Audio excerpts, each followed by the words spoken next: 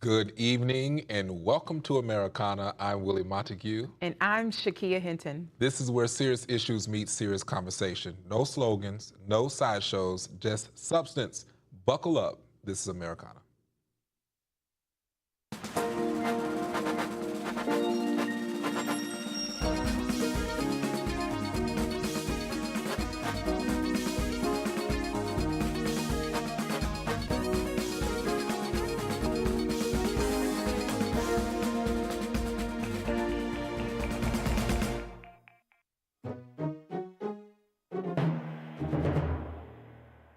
Well, coming up on today's episode, House blocked ACA Affordable Care Act subsidy vote, GOP fights back, clemency and communities of color. That should definitely be interesting. Campus shooting sparks gun control debate. Of course it does. And good old Sister Susie Wiles and Vanity Fair. Let's dive into it. I knew something was coming up here. Why this matters today. House Republicans blocked a quick vote on extending key Obamacare subsidies, 204 to 203, after Democrats pushed a discharge petition to force it. Conservatives argue Democrats want a bailout for Obamacare without accountability, and Democrats argue GOP is letting premiums spike on the middle-class families. What say thee? As I told you, this is all a political stunt for the Democrats. A political stunt by the Democrats, the working class that we so often represent. You think that we are doing this for a political stunt? Yeah, I think that we saw what happened with the Republicans. They pushed back. They wanted to just go ahead and move forward to have what is necessary when it comes to medical health. However, this does not mean we need the full Obamacare. I think that Obamacare was a disaster from the beginning because it got rid of our free market solutions. America was built off of free markets, not what the Democrats is throwing us, which is they want to control, is overreach. So the political stunt, I'm still stuck on that. Because it's election time. It's election time, but elections happen every year. So 15 not a midterm years, election. 15 years, the Republican Party has had a chance to fix or annul or come up with a plan for said health care, and yet they haven't. Now that Trump is in office, it is now being a political debacle. We're playing with people's lives. Within a couple of weeks, people will fall off of certain health care plans because their premiums will spike. So, prime example, the other night, Senator Rick Scott of the free state of Florida, as you so lovely like to call it, he mentioned that he is proposing a bill that will allow the individual to actually purchase their own insurance, right? He's putting the money back in the people's pockets, and he likened it to food stamps. How when someone is at the register, you know, they have the opportunity to figure out what they need for their families. My pushback on that, Mr. Montague. I would say, what is your pushback? My pushback is he likened it to food stamps, but just recently, y'all were doing this tango, dangling food stamps for the American who is people. Y'all, the Republican Party. No, y'all were dangling the concept of food and safety for people who actually need it. So why use that terminology? From the beginning, as you mentioned, Rick Scott is from the free state of Florida, and that is where he is the representative as a senator. Sure. And this goes back and falls into the hands of, as I mentioned, the states taking control, not the federal government. And that's the issue I keep saying. Even when we deal with health care, we are still putting these things in the hands of the federal government. Do you not see that as an issue? No, I don't. Because the government should play a part in making sure that this country is... You want us to be a socialist country like Canada? Actually, yeah, it wouldn't hurt. You don't see a lot of death or issues in Canada compared to America. That's a lie. They feel like they're in bondage. No, not necessarily. But Florida, since we're on the topic of Florida, Florida is going to be the hardest hit state when it comes to the ACA ending. 1.5 million Floridians will be without health care if the premiums spike Is that not a concern for you? That is not going to happen. Do you honestly believe How is that not going to happen? Because what I'm saying, that's when the states step in. Do you honestly feel like the states are going to allow for people in their own states, the governor of their state, to not have health care? I do. No. So we're going to revisit this again in January? We're going to revisit, and I think we're going to revisit Who's the governor of Florida? The great Ron DeSantis. Oh, okay. And I think when we see this, is we're going to see that Republicans, as always, we know how to play hardball and get a strategy and do what's necessary. When, again, as I said before, Democrats love sucking the titties of the government. And it's time of people of color and clemency. The power of clemency is held with the President of the United States. However, under Trump's second term, he seems to overfavor one particular group when granting this. What particular group is this? What do you think? Who do I advocate for? Who do I amplify on every show? Okay. Black and brown communities. So do you know who Alice Johnson is? Yes. I'm glad you said that. Yes. Harpo, who is this woman? Yes. Let's bring up Alice Johnson. Yes, please. She is a black woman. And what is her role? She is the pardon Caesar. Yes. So how do you think that he is favoring the white people over the black people? So data shows that. So 1,500 of the insurrectionists from January 6th were pardoned. So that's 90% of people within Trump's 11 months in office that were pardoned for their crimes that the federal government deemed and convicted them of being, against the law, right? 10% of the 90 were only of black and brown people with felonies. So you now tell me, and I honestly do, whatever you're about to say, the answer is yes. You don't even know what the answer is yes. You really think that he is leaving out black and brown people when it comes to pardons and clemency? I do. I think it's intentional because it speaks to the mass incarceration that most black and brown communities face. But why is it that 1,500 American, mostly white people were pardoned for their crimes, but yet people who have already been incarcerated, who have been petitioning for pardons, who have been petitioning for commutations, have been denied? Do you really think, this is what I have to, this is my problem with colored folks. When you with colored folks. So when we talk about this in regard to that, where were you guys when it was time when he was pardoning all of these rappers? Nobody. It's not a lot of rappers, so let's be particular. Are you talking about Kodak Black? Kodak Black the Haitian who will soon feel the wrath of Donald what Trump wrath is he going to feel? He's still he's still supporting. There was other. He is Haitian. What you think that he's going to be escorted back to Haiti in February? I don't know if it's him, but his community. So you think that Black History Month is the time that Trump's going to send? Well, that's what he said. February 6th is when this is going to be enacted for TPS. Like, I'm not making this up. Okay, this is exactly what Trump said. This is where I have the problem. Is what do you think that, or who do you think that he should be getting out of these prisons? What do you have a particular list of individuals that meet the criteria to be declared or have a pardon given to them? Absolutely. I think people who have been deemed as, what is it called? Their offenses weren't demoralizing. I think people who have committed low-level crimes, who have already served their debt to society, should be given a second chance. Now, people who have like habitual offenses, obviously they could possibly stay, incarcerated. But it shouldn't be disproportionately affected towards black and brown people. 1,500, that is 90% of the people that Trump has already pardoned within these 11 months. Do you not see that as unfair? No, because he has 3 more years. What do you want him to do in that? Give him time to be able to do it. That's why he got a black woman as a pardon Caesar. Give her time to go through the paper. It's not overnight. Do you think that you just walk into prison and say, gee, I want to get you out here? It takes time. It does take time. So let's revisit this. To that point, if it takes that much time, January 6th insurrectionists did not have to wait a long time to be pardoned. That was a march of freedom. They did not, whatever you want to call it, Willie, they were still deemed as committing a felony crime. Who deemed them that, though? It was the crooked Biden administration and their DOJ. Is this that not a was coming double to get it. standard? It is not a double So standard. how do you It is explain- plain sight that they were using their political strong arm to go after people who were Trump supporters. How do you explain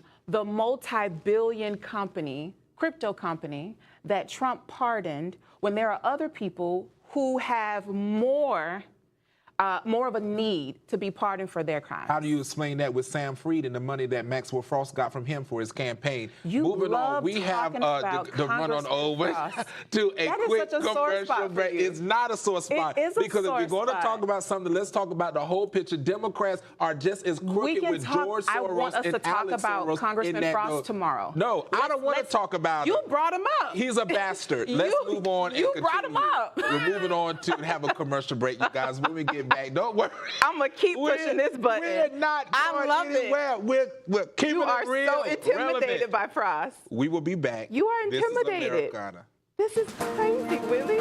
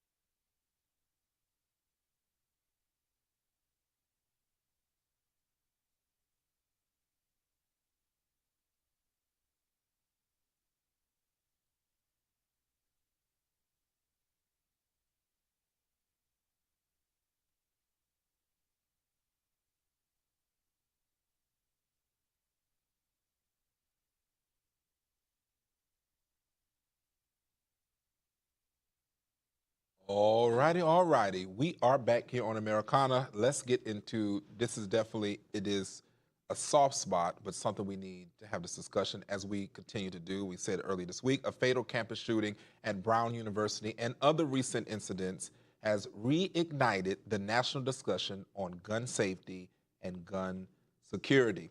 Let's talk about where America stands. Republicans focus on security, mental health, and enforcement, and we know Democrats call for tighter gun laws and restrictions. But I would actually pose this as a conversation. Do you think there is a middle ground as we have this? Because there's not going to be a decline. I think this is only going to escalate, one, because we look at the climate that we live in and so much political tension. More, I believe we'll have more shootings. Okay. Yeah. Because the climate that we're in right now, there's a lot of tension. It's tension whether it's race, it's tension whether it's political divide, it's tension just period. Yeah. So for me, as I've said this over and over, I think this gives enough time to kind of really dive into this. What is the actual solution that we could come up with as Democrat, Republican? I think both sides of the aisles are making valid points.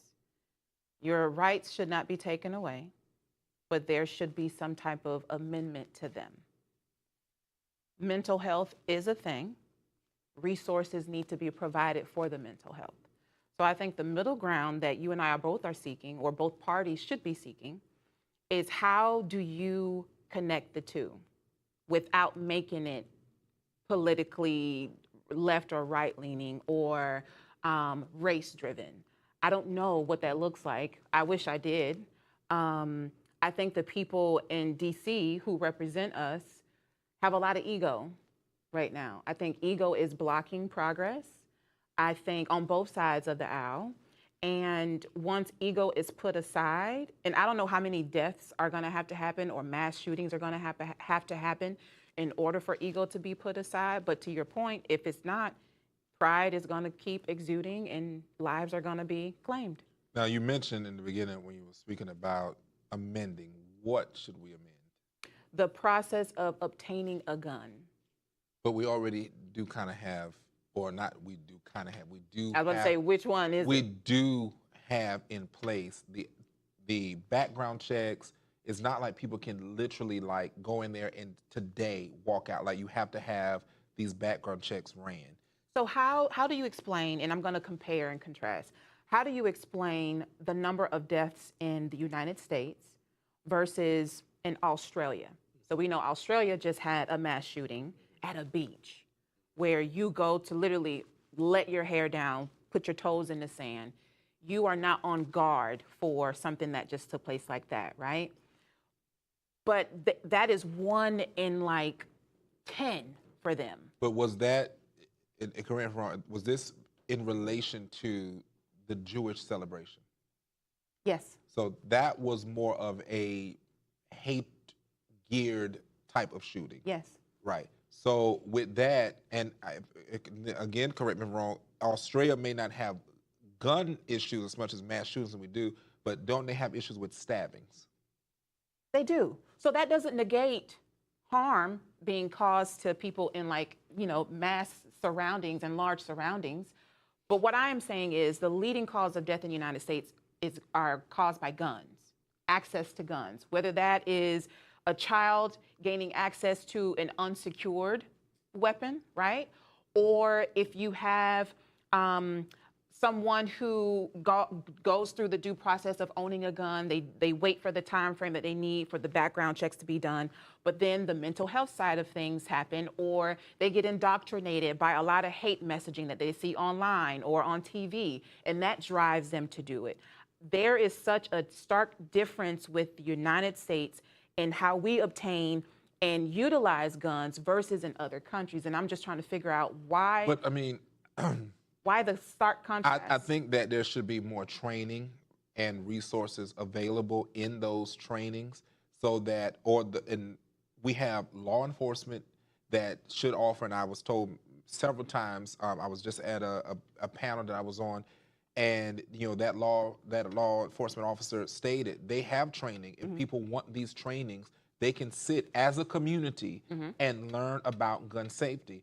Now, let's talk about all communities. Do people really go after and seek these trainings?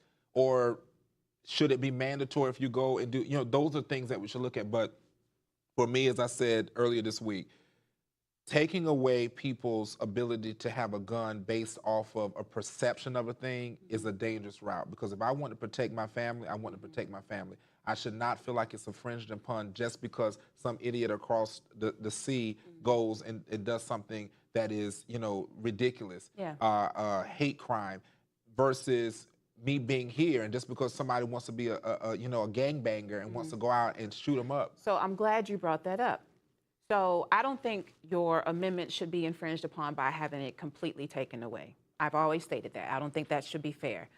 But if you live in a state where open carry is a thing, and you have a black person who is openly carrying a firearm, the likelihood of them being stopped, frisked, and assumed to be either a gangbanger or not having the proper credentials showing that they are, able to carry is going to be more higher than those who do not look like you and I. Do you not see that? I don't think that's true. The officer that I spoke to, which was in a all-black community, a black officer that's been in office for probably 40 years, made it very clear that they don't have the ability to just walk up to you just because you're open and carry.